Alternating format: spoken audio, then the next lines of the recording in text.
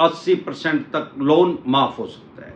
साथियों, बहुत से समाज में गफलत की स्थिति पैदा हो चुकी है कि हमारा लोन माफ होएगा। अभी हमारे साथ आज हमारे क्लाइंट जुड़े नोएडा से, उनके फ्लैट की ऑक्शन कर दी गई है, बोली कर दी गई है, उसका कब्जा ले लिया, पोजीशन ले लिया बैंक ने। अब एक एनबीएफसी कंपनी से उनका लोन था और 55 लाख रुपए का लोन था 55 लाख से, और प्रॉपर्टी की वैल्यू आज की डेट में 1 करोड़ रुपए से भी ज्यादा थी। अब उनके मकान पे लॉक लग चुका है, ताला लग चुका है, सील लग चुकी है उस एनबीएफसी कंपनी की, और वो ऑक्शन भी उसको करने की कोशिश कर रही है पूरी लगभग 2-4 दिन में उसकी ऑक्शन हो जाएगी। अब वो हमारे साथ टेलीफोनिकली जुड़े, कहने लगे सर लोन माफ। मैंने कहा भाई, नुका जी लोन माफ होएगा मेरा। मैंने कहा भाई साहब, अगर आपका लोन माफ होएगा तो आप फिर हमारे पास क्या करने आए? हम तो लीगल एडवाइस दे रहे हैं, कानूनी बात बता रहे हैं, कानूनी सहायता दे रहे हैं, लीगल तरीके से आप अपनी प्रॉपर्टी कैसे बचा सकते हैं। आप कह रहे हैं मेरा लोन माफ होएगा। अरे जब लोन माफ ही होएगा या हो ही गया तो उसको बोल दे, बैंक एनबीएफसी कंपनी वाले को बोल दे भाई मेरा तो लोन माफ होएगा, इस पे लोग क्यों लगा रहे हो, इसकी एक्शन क्यों कर रहे हो, मेरा तो लोन माफ होएगा। मेरे को इतनी समझ में नहीं आती, ऐसे बेवकूफों के ऊपर कई बार हंसी भी आती है। जिस आदमी ने 55 लाख रुपए का लोन लिया है, जिसकी प्रॉपर्टी की वैल्यू आज की डेट में 1 करोड़ से भी ज्यादा है, क्योंकि वो पिछले 7-8 साल पहले उस आदमी ने लोन लिया था, पढ़े लिखे आदमी है, ग्रेजुएट है, उनको इतनी समझ में नहीं आ रही कि लोन माफ हो जाएगा। मैंने कहा भाई जो आपको कह रहा है, पता नहीं कहां था, यूट्यूब यूनिवर्सिटी में था, पढ़ता हुआ कहां था, जान के जी ने 3000 साल पहले कहा अधूरा ज्ञान हमेशा हानिकारक है। अगर लोन माफ हो जाएगा तो फिर उसको कह दे जो लोन माफ कर रहा है भाई अपना 500 करोड़ रुपए का लोन करवा के बैंक से, और वो माफ करवा ले, आवा तो यही करवाना। लोग तो कह रहे हैं भाई मैं माफ हूंगा लोन। इस लोन माफ के चक्कर में लोग जेल में जा रहे हैं। क्यों? चेक बाउंस का केस कर रहा है बैंक या एनबीएफसी कंपनी या ईसीएस बाउंस का काम केस कर रहा है, वो उसको इग्नोर ही कर रहे हैं। वो तो रफ ही हो गया भाई लोन माफ होगा। अब लोन माफ होगा, तेरे कहने तो लोन नहीं माफ होता भाई, कोर्ट की प्रोसीडिंग तो चल गई। उसने बैंक एनबीएफसी कंपनी ने तो केस कर दिया, वहां से समन आया, वो रिसीव कर लिया, कहता है मेरा तो लोन माफ होगा, जाने ही नहीं कोर्ट में। अरे भाई आपके कहने से, मुंगेरी लाल के सीन सपने लेने से वो लोन माफ नहीं होएगा। कोर्ट की प्रोसीडिंग चल रही है, वहां से 138 का या सेक्शन 25 का समन आ गया, वो जा ही नहीं रहा तो भाई एनबीडब्ल्यू वारंट इशू हो जाएगा, नॉन बेलेबल वारंट इशू हो जाएगा। नॉन बेलेबल अगर वारंट इशू हो गया है तो उसको अरेस्ट वारंट ही समझे। अरेस्ट वारंट और नॉन बेलेबल वारंट में कोई फर्क नहीं है। नॉन बेलेबल वारंट इशू होने के बाद पुलिस के पास राइट्स आ जाते हैं, अधिकार आ जाते हैं अरेस्ट करने के, पकड़ने के। फिर भी नहीं जा रहे हैं, मिल ही नहीं रहे हैं। आपको पीओ घोषित कर दिया जाएगा, कोर्ट की प्रोसीडिंग चलती रहेगी, आपको घोड़ा घोषित कर दिया जाएगा, तो फिर क्या होगा, उस केस को डिस्पोज कर दिया जाएगा, और फिर पीओ स्टाफ होता है कोर्ट में, वो आपको अरेस्ट करेगा। अब मैं हर बार बता रहा हूं कि लोन की ईएमआई डिफॉल्ट होना क्राइम में कंसीडर नहीं होता, अपराध की श्रेणी में नहीं आता। आपके 2 लोन डिफॉल्ट हो गए, 5 हो गए, 25 हो गए यार, 25 लोन भी डिफॉल्ट हो गए, सबकी 5-5 ईएमआई भी डिफॉल्ट हो गई, तो भी एक क्राइम में कंसीडर नहीं होता, अपराध की श्रेणी में नहीं आता। लिख के जेब में डालो। अपराध क्या है, क्राइम क्या है? कोर्ट की अवमानना।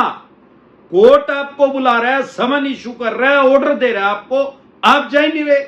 आप कह रहे हैं लोन माफ होएगा। भाई लोन माफ तो फिर जेल में ही जाकर होएगा भाई। वो जेल में ले जाएगी पुलिस, वहां जाके कह दियो जेलर को लोन माफ करते, मेरे को छोड़ दे। 2 साल तक की सजा का प्रावधान है इसमें, अगर जमानत नहीं करवा रहे हैं इसमें। और अगर एक बार जेल में चले गए तो ये नहीं है कि 14 दिन के बाद छोड़ देंगे, 140 दिन के बाद भी नहीं छोड़ेंगे यार, फिर भी बेल करवानी पड़ेगी, फिर भी जमानत करवानी पड़ेगी। तो इसीलिए बोलता हूं प्रिवेंशन बेटर देन क्योर। इलाज से हमेशा परहेज बेहतर है। अपनी बेल करवा लें, जमानत करवा लें। और इसके चक्कर में लोगों का घर का सामान नहीं उठ रहा है। अभी भी मैंने एक वीडियो बनाई थी, बताया था कि छत्तीसगढ़ में एक डिस्ट्रिक्ट है बेमित्रा। अगर आप छत्तीसगढ़ में रहते हैं तो आपको पता होगा, वहां से हमारे एक क्लाइंट जुड़े, उसका सामान ही लेके ढाक है। कैसे लेके? बेड, सोफा, गैस, सिलेंडर, चूल्हा, वॉशिंग मशीन और भाई डाइनिंग टेबल, एसी, सब चीज सामान लेके ढाके।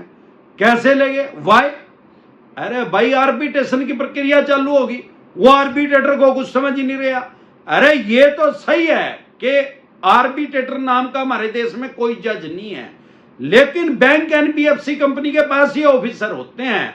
अगर आप इनका जवाब ही नहीं दे रहे तो भाई साहब इनके पास राइट्स हैं, अधिकार हैं 3 तरह के।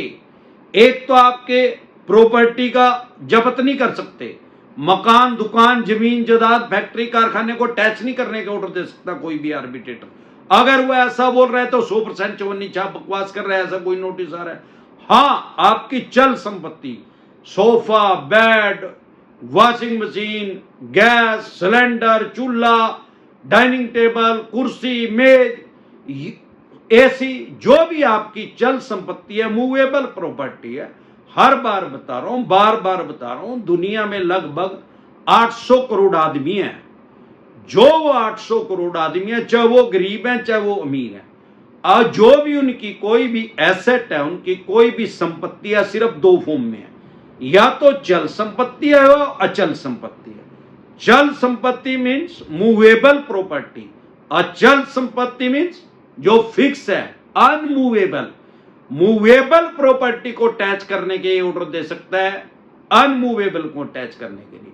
अब मूवेबल प्रॉपर्टी में एक तो घर का सामान आ गया सारा, अब दूसरा आपके व्हीकल को टैच करने के ऑर्डर दे सकता है। उसमें एक क्लोज है, अगर उस व्हीकल के ऊपर ऑलरेडी लोन है तो वो उसको टैच करने के ऑर्डर नहीं दे सकता, क्योंकि ओनरशिप जो है, मालिकाना हक जो है, उस बैंक एनबीएफसी कंपनी के पास जहां से आपने लोन ले रखा है। अगर नहीं लोन है उसको टैच करने को ऑर्डर दे सकता है, या आपने पहले लोन लिया था कभी, अब लोन वो फाका क्लियर है तो उस व्हीकल को टैच करने को ऑर्डर दे सकता है। तीसरा क्या राइट्स हैं? आप कोई जॉब करते हैं, गवर्नमेंट या प्राइवेट, आपके एम्प्लॉयर को ऑर्डर दे सकता है भाई इसकी 50% सैलरी काट के इस बैंक एनबीएफसी कंपनी को दो। तो दिक्कत क्या है, ये राइट्स उसके पास आए कहां से है? अरे भाई जब आपने लोन लिया था तो एक एग्रीमेंट किया था, एग्रीमेंट एक्ट 1873 1873 में ब्रिटिश काल में कानून बना था, तब से लेके आज तक चला रहा है। जो एग्रीमेंट किया था उसमें 50 तरह की टर्म कंडीशन लिखी हुई थी, वो आपने पढ़ी नहीं, आपने उसको पर साइन कर दिए। अब बहुत से आदमी ऐसे कलाकार, हमने तो ऑनलाइन लिया था जी, साइन नहीं करे। अरे भाई अप्रूवल तो दी थी, यस तो किया था, ओके तो किया था, वो आपके साइन नहीं माने जाएंगे भाई आप एग्री हैं उसके ऊपर। जो भी उसमें टर्म कंडीशन, उसके अंदर एक क्लोज था 50 तरह की टर्म कंडीशन में, सारी बैंक एनबीएफसी कंपनी की साइड थी। वो क्लोज क्या था? वो क्लोज ये था, आर्बिट्रेशन एंड कंसोलिडेशन एक्ट 1996 1996 में एक कानून बना जो कि ये कहता है कि भाई 1996 में क्यों कानून बना? क्योंकि अवस्था आविष्कार की जननी है भाई, लोनों की वजह से बैंक कोर्टों के अंदर बहुत ज्यादा भीड़ हो गई थी। ऑलरेडी बहुत से केस चले हुए, इतने क्राइम हो रहे हैं, कत्ल का, रेप का, और भी 50 तरह के क्राइम हो रहे हैं, तो पहले ही भीड़ है भाई, बाहर ही अपना निपटारा कर ले भाई। एक मीडिएटर नियुक्त कर दिया जाएगा, मध्यस्थ नियुक्त कर दिया जाएगा, दोनों पक्षों की बात सुनेगा वो मीडिएटर, और जो वो डिसीजन देगा उसको कानून की भाषा में अवार्ड बोलते हैं। अब वो अवार्ड पास कर देगा तो दोनों पक्ष उसको मान लें। अब सवाल ये आता है कि भाई जो अवार्ड पास करेगा वो तो बैंक का आदमी है, तो पूरे चांस है कि वो बैंक की साइड ही करेगा, और कहीं ना कहीं आप भी गलत हैं कि आपने उनके पैसे नहीं दिए। लेकिन ऐसे उसके पास कोई राइट, कोई अधिकार नहीं है कि अन्य स्टेट में कर देगा। आपकी स्टेट में आप उसको कह सकते हैं। और भी बहुत से पॉइंट होते हैं, उनको अपने एडवोकेट से एक्सपर्ट एडवाइस लेके तुरंत प्रभाव से उसका जवाब दे। अगर आपने वो पॉइंट निकाल के उसका जवाब दे दिया तो आर्बिट्रेशन की प्रक्रिया नहीं कर पाएगा, कर भी दे तो वो नुल एंड वाइड है, उसकी कोई वैल्यू नहीं है, अनलॉफुल है। तो इसी तरह की या किसी भी तरह की गफलत की स्थिति में ना रहे, लोन माफ नहीं होता। हाँ, लोन या तो राइट ऑफ हो जाता है, 2-3 लाख रुपए का लोन है तो बैंक राइट ऑफ का मतलब क्या, अपने लेजर में से, अकाउंट में से, भाई खाते में से उसको डिलीट कर देता है अपने पोर्टफोलियो में से। आम आदमी समझता है मेरा लोन माफ हो गया, वो माफ नहीं है भाई। या सेटलमेंट होती है, अनसिक्योर लोन है तो 75% तक डिस्काउंट मिलता है, और क्रेडिट कार्ड है तो 85% तक डिस्काउंट मिलता है प्रिंसिपल का।